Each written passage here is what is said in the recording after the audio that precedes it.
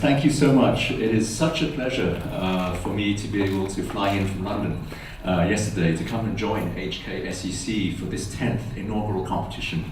It's really amazing that it's been 10 years of running a challenge to find social entrepreneurs and support them.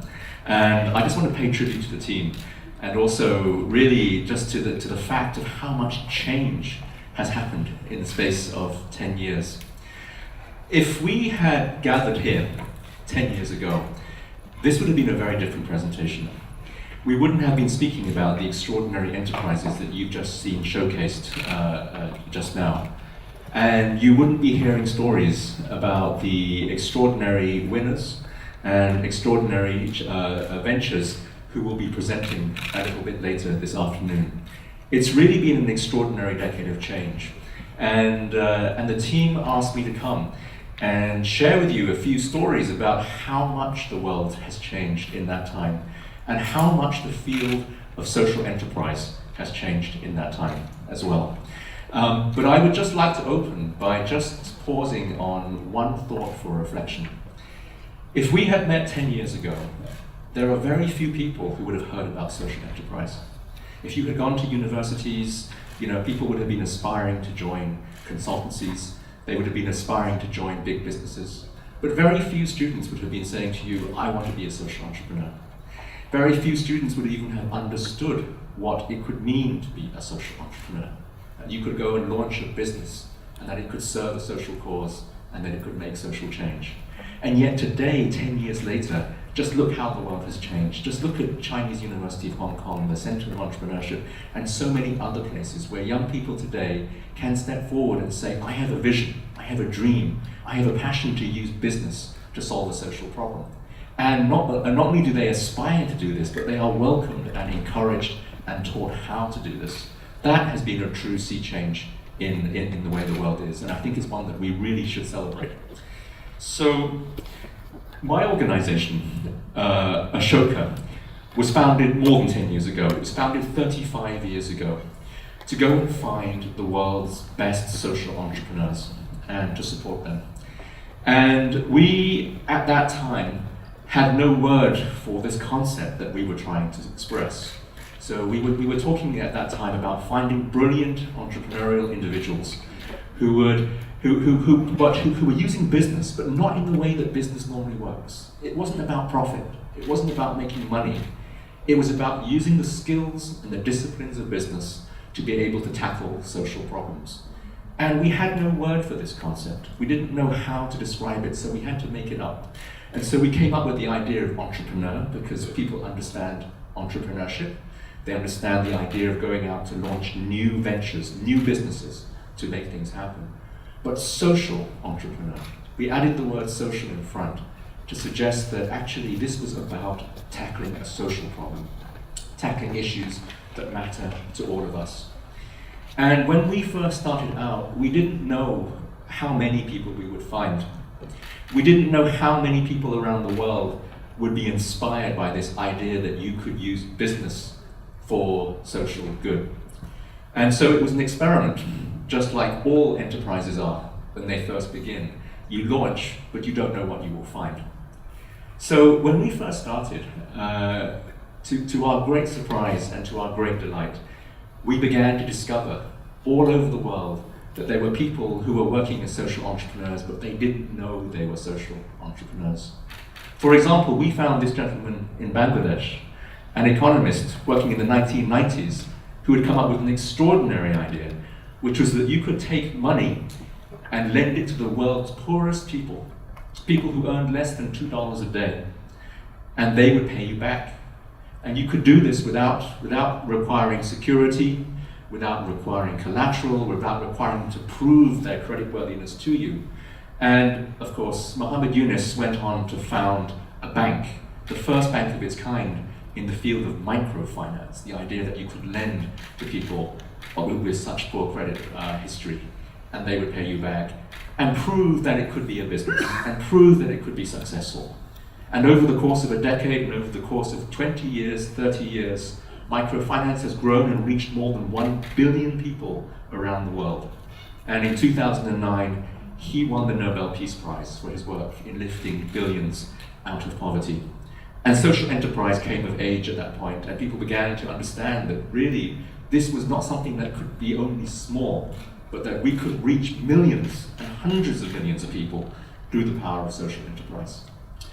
So what I want to do is I want to share with you the stories of 3 extraordinary people, 3 social entrepreneurs who over the past decade have gone on to impact the lives of millions of people, using the power of business, using the power of the creativity of business ideas to transform lives. And then I want to share with you some insights and some lessons that perhaps we can learn from their stories, that we can apply in our own lives and that is true for each one of us. So the first story that I want to share with you is this gentleman here. His name is David Green, and he is one of the world's great healthcare social entrepreneurs. David works in the field of eye care.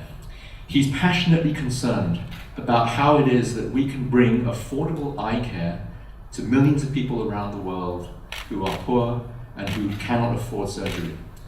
And the area that David was working in more than 15 years ago was in India. Now, in India, every single year, there are about 7 million people who become blind, and who become blind for reasons that are very treatable. Predominantly cataracts, for example, which is when you have the clouding of the eye. And if in India you become blind, it's a very, very serious problem, because within 6 to 7 years, many of the poorest people who become blind and lose their livelihoods may even lose their lives as a result of not being able to receive the care that they need. And yet, for so many of these people, a very simple eye operation can cure their blindness completely. This is an intraocular lens. This is a plastic lens which is used in cataract surgeries all over the world. And in a simple operation which takes perhaps no more than 10 to 15 minutes, it's possible to implant one of these in the eyes of a blind person, and they will walk out and they will see again that very same day. And yet, of course, very few people who need this operation in the world's poorest parts of the world are able to afford it. And what David realized was that at the time that he was operating, there were only about 4 companies in the world that actually manufactured the lenses that made these surgeries possible. And when he looked into the economics of those companies, he realized that they were making profit margins in excess of 98%. At the time that he was operating, the cost of one of these lenses was about $120 for each lens. And of course, that is far too expensive to be able to reach people who earn less than $2 a day. So David did something quite extraordinary. He went and he raised money from foundations, from philanthropists, from people who were willing to back him with a new social business idea. And what he did was he created his own factory, his own manufacturing factory to make these lenses in Madurai, in India, one of the poorest parts of India. And that's what they did. He built a state-of-the-art factory. This is the inside. And if you go and visit it, you will see that it is as sophisticated and as modern as any factory you will see in the world. It is pristine and clean and operates at the very highest standards. And what David began doing was he began selling these lenses, but not at $120, which is what his competitors were charging. He began to sell them for $4, and he began to do it profitably as well. So he charged just enough to be able to cover the cost of his operation. And then he teamed up with another extraordinary social entrepreneur in India, a gentleman named Dr. V, who was launching a revolutionary series of eye hospitals all across India called Aravind Eye Hospitals. And the mission of Aravind Eye Hospitals, which was also a social business, was to bring surgery to all the 7 million people across India who needed it, whether they could afford it or not. So they began to do these eye surgeries, and with David's lenses, they were able to bring down the cost so much that they could begin to provide surgeries for free to 2/3 of their patients, with the remaining 1/3 just being paid enough, but charging enough to be able to cover the costs of the operation. And Aravind began operating, it's more than 15 years now. Soon they were doing tens of thousands of surgeries every single year, and then hundreds of thousands of surgeries. And then, of course, the price of these lenses began to come down because they were becoming so successful in what they were doing. David's company, his social business, is called Aurolab. It went on to become one of the largest companies selling these lenses in the world. And I believe today has more than 20% of the entire world market share in these lenses. It is one of the great success stories of social enterprise. And as more and more of these hospitals began to adopt these techniques, as more and more of them began to buy these lenses and bring the cost of surgeries right down, they began to proliferate all over the world, not just in India, but in Nepal, in Tibet, in China, across Africa as well. Hospitals began to adopt and take up these lenses and take up this story. And last year, I met with the CEO of Aravind Eye Hospitals, and I asked him how it was going. And he told me that he believes within the next 5 years, they will be very close to being able to serve every single one of the 7 million people in India who need surgery, whether they can afford it or not. Every single one. What an incredible story of success. Let me share with you my second story, again in a different part of the world.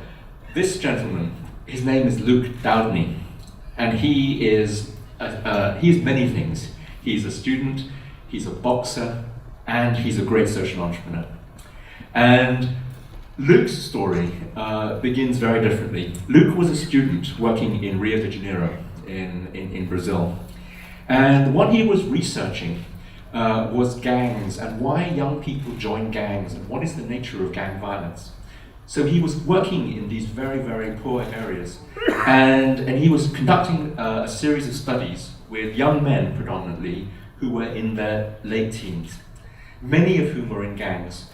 And he began to try and say, why are you in these gangs? What is going on? What is it about it? That drives you into a life of violence.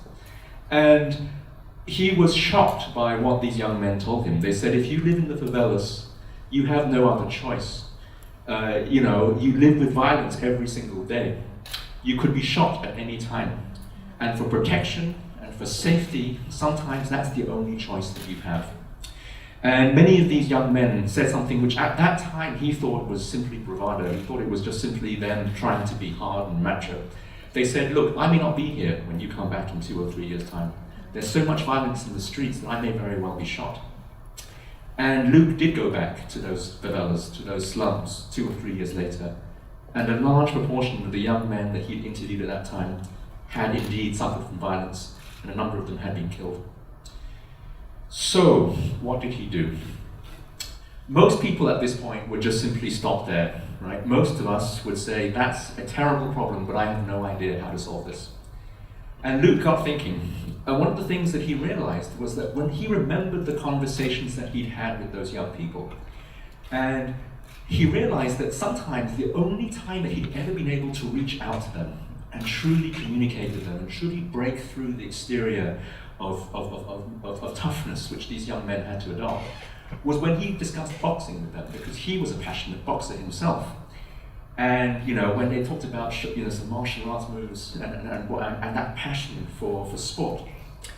And so what he decided to do was to create a charity that would run boxing academies in the toughest neighborhoods of Brazil, in Rio de Janeiro, and went in and did that. And he went into these favelas, and he actually asked the drug lords for permission to be able to set up an academy where he could train young men and women in martial arts, in fighting. This is the academy in Rio. The name of the organization is Fight for Peace. And it is an extraordinary organization which has served tens of thousands of young people in the years since, in that decade since he first launched. And what is remarkable about Fight for Peace is that when you join the academy, and you can join for free, you learn about martial arts, you learn boxing, absolutely. This is gives them something to do.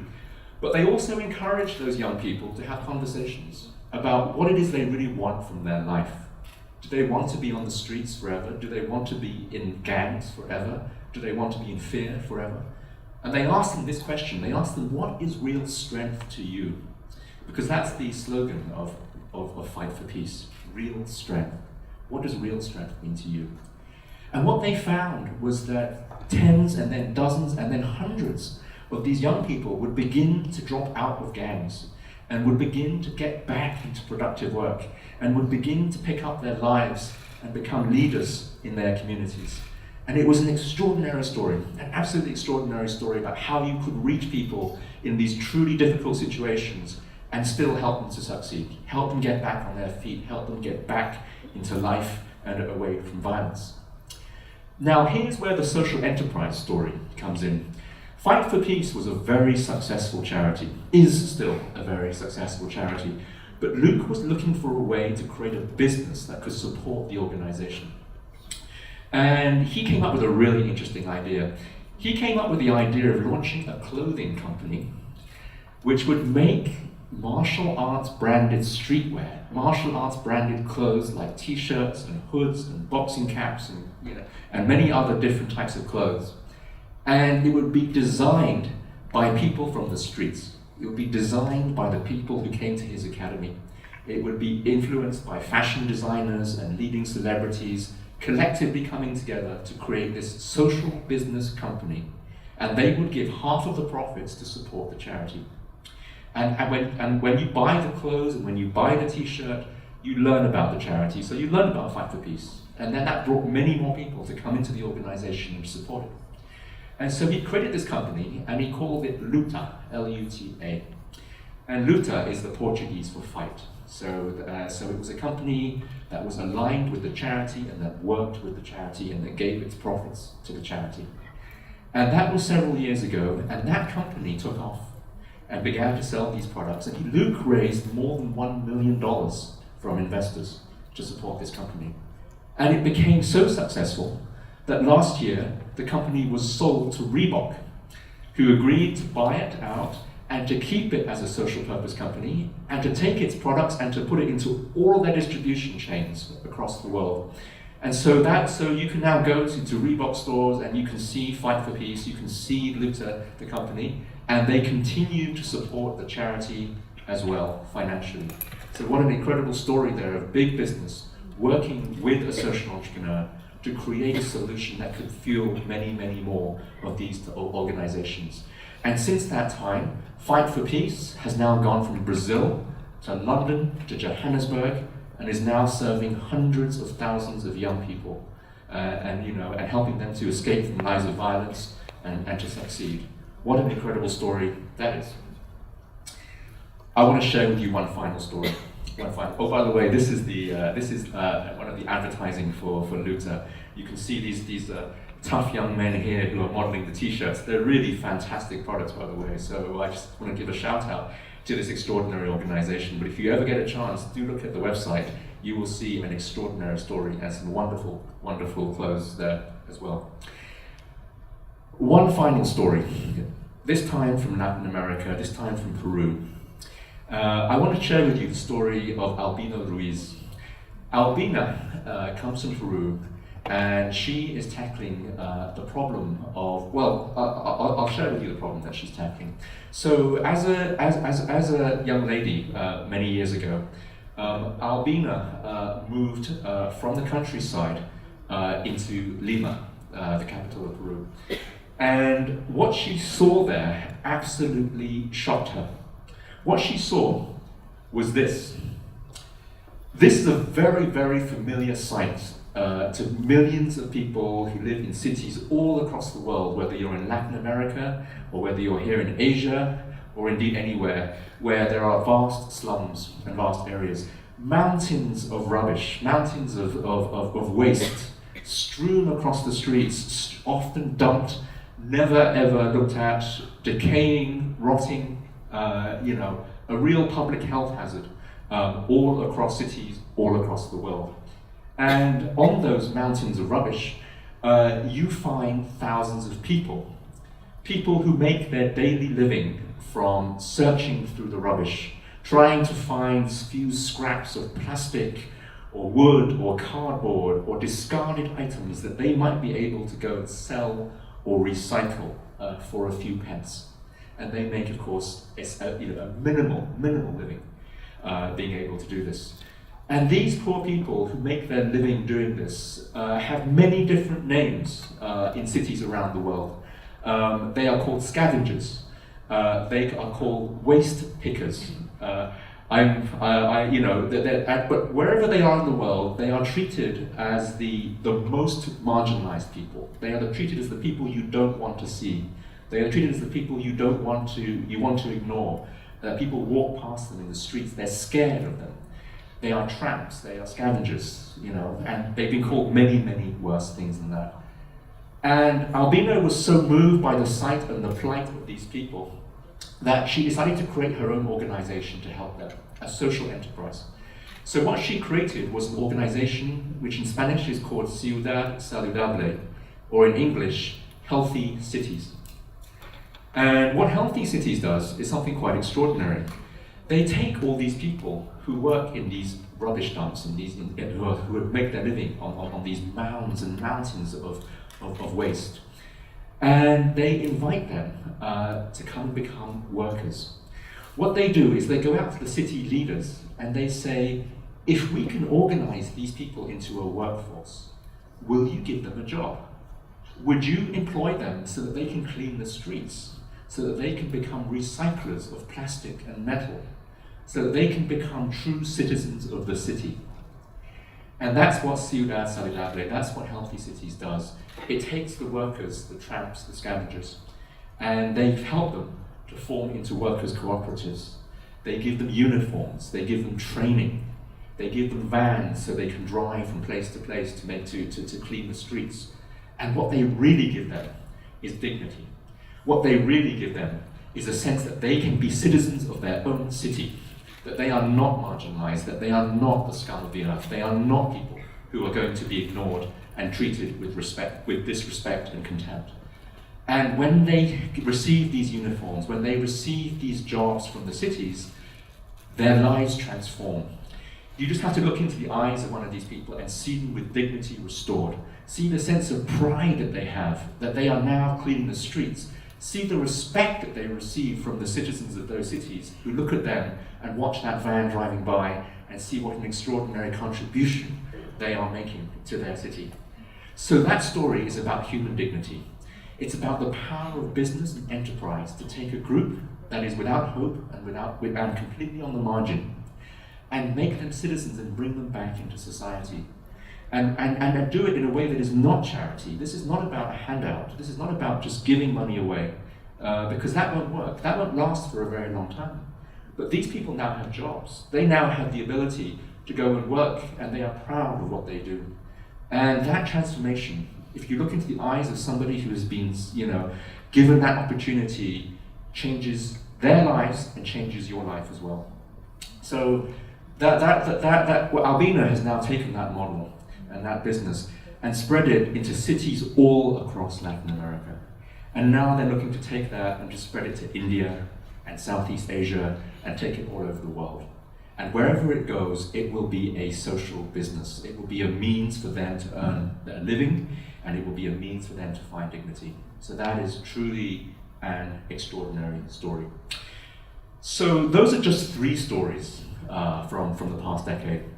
And what lessons can we learn? So what lessons can we learn from the stories of people like David and Luke and Albina? Well, my organization, Ashoka, for the last 35 years has been trying to find people like these and to try and find business models like this. We found more than 3,500 now around the world in more than 80 countries. And we know that social enterprise and social business can work in any country and in any part of the world and at any level of society. That is the great, great insight which we have been privileged enough to discover. And we've learned many, many things. I could go on and tell you story after story after story of social entrepreneurs like these and what they've done and the lives they've changed and the impact that they've made. Here are a few things that we know. The first thing that we know is that there is no one pattern to the story of a social entrepreneur. There is nothing in life that qualifies you to be a social entrepreneur. There is no course, there is no book to read, there is no preparation to have. The stories of the people that we work with are so diverse and they come from many different backgrounds. Many are educated and have PhDs and are already very successful, but many are not and come from no education whatsoever. Similarly, it is not about background, it's not about being wealthy when you start. Many indeed are wealthy individuals, but vast numbers come from nowhere. And it's not about how you started in life.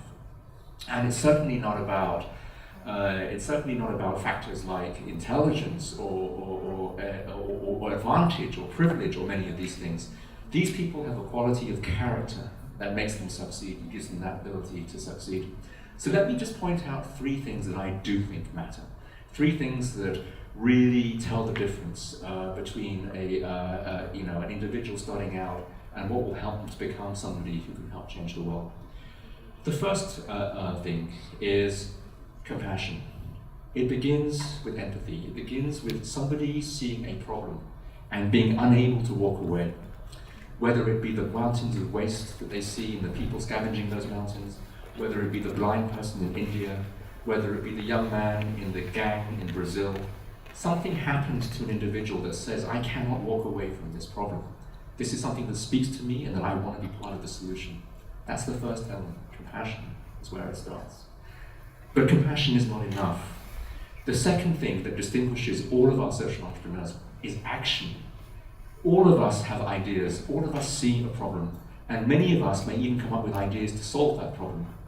But what distinguishes the 1 in 10,000 who becomes a social entrepreneur is action. They take some small step to begin to solve that problem.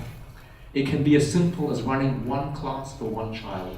It can be as big as launching a new company and raising millions. But it is that choice to take action which is what separates and differentiates the entrepreneur, the social entrepreneur, from people who simply talk. And that's something which I think is common to all of us here as well, the ability, the decision to make action. And then there's one final quality which all social entrepreneurs need if they are to succeed. It's a very hard quality to describe. We might call it entrepreneurship, we might call it drive, we might call it persistence. At Ashoka, we make up the name change making. We call these people change makers. To describe a quality which is of creativity to continue to tackle the problem again and again and again with a persistence and a drive until that problem is solved. Because when the problem first starts out, it seems so vast. It seems so challenging to be able to bring healing to blind people or to help people who are suffering in this way. And yet, you take one step, and then you take another step, and another step, and another step. And soon you're working with 10 children, and then 50 children, and then 1,000 children, and then maybe even 1,000,000 children. And that's how that path begins. It is a path of ongoing creativity, it's a path of ongoing drive, and it absolutely must continue until this problem is solved. And that's what all of our leading social entrepreneurs have, and that's what takes them to success. So I just told a story here about 3 of Ashoka Fellows from our global network. I could have told you 100 more, but what's really exciting is how much easier it is now, a decade later, to find people like this. You know, a decade ago, we had to look so hard to find people who were wanting to change the world. A decade on, we have resources, we have challenges like HKSEC. We have so many people talking about this, thinking about this, passionate about this. And so it's easier than ever now for organizations like Ashoka to find the next Ashoka Fellow because the world is changing. People are waking up to the fact that this world can change and that we can do this collectively together. And so that for me is one of the most exciting things about the last decade and where we are now. And it seems to me that the decade that we are about to embark upon is even more exciting yet. Because it won't be 3,000 Ashoka Fellows in the last decade, it will be 30,000. And it will begin with moments like this. So I very much hope that in 10 years' time, you'll invite me back here again. And I really hope that when I do come back here again, I'll be able to share more stories, and they will be your stories. So thank you very much indeed. Thank you very much again, Mark, for very inspiring sharing. One thing that I particularly touched by these stories that there are a lot of creative entrepreneurs who think about ways to bring the marginalized crowd back into the center stage so that they can leverage their strength and co-create a better community and society with every one of us. I think that is something that we would like to see more in the modern society. Maybe allow me to ask the first question. I know that you have seen a lot of development of different social enterprises.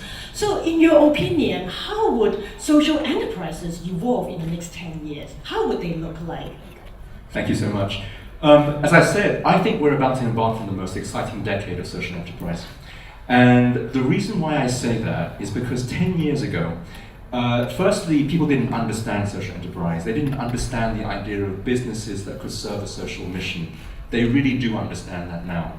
Secondly, we have so much more insight now into how to launch social enterprises. We have, so much insight into entrepreneurship, and there are schools of entrepreneurship, like here, for example, that are now teaching people how to be social entrepreneurs. So that's really exciting. But there's one trend in particular that I think is really, really powerful. And that is that big business is also now joining forces with social entrepreneurs to make social change. So again, when we first started out a decade ago, social entrepreneurs were very, very small.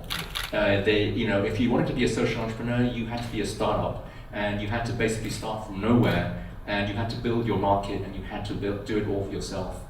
Today, some of the world's largest organizations are now saying that they themselves want to be social enterprises, and they are saying that they want to help social entrepreneurs. And we see this all the time now. So, for example, Paul Polman, who is the CEO of Unilever, one of the world's largest consumer goods companies, has said that he wants Unilever to become a B Corp, which is essentially a social enterprise. So, and Unilever is now working with hundreds of social enterprises to build them into their supply chain so that they can green the supply chain for these big companies. So if that trend continues and many more big companies get involved, then what you will see is a merging of social enterprise with business.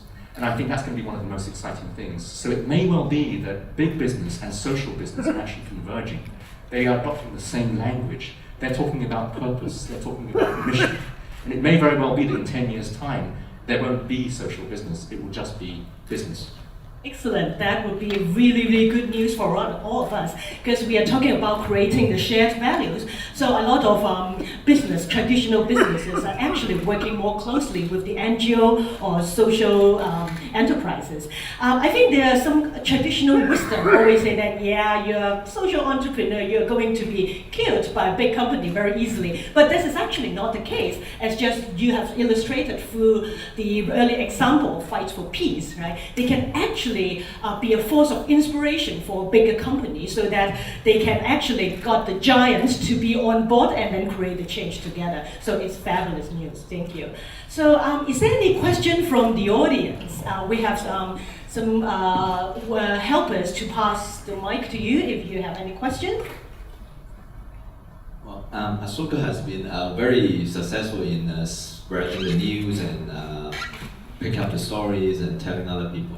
I think in Hong Kong, like other countries, have been doing so to try to tell more story. But I think what my question is, like, how can we tell these stories in a more compelling way so that we can inspire more people, get more people to involve to become change makers. Thank you. I think that's a really important point.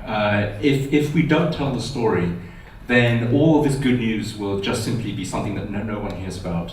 And yet there is so much good news that's taking place around the world.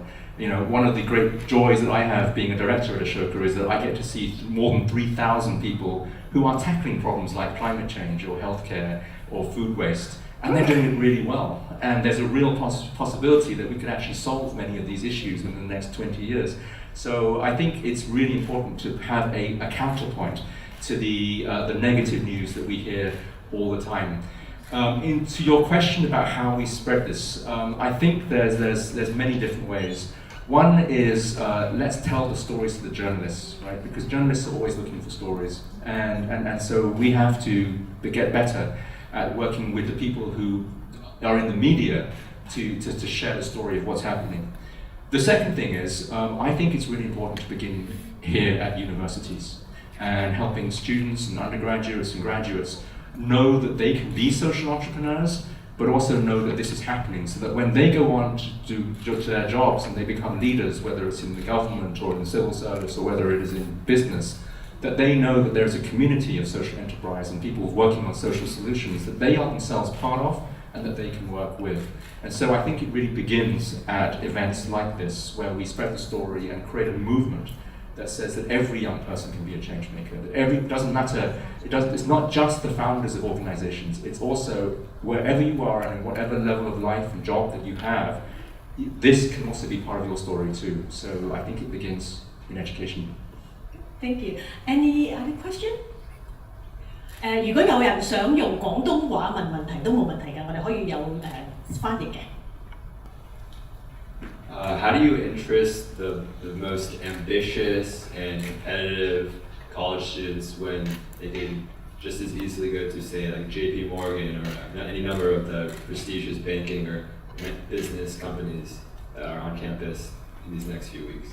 Thank you. It's a great question. Let me answer that by a story.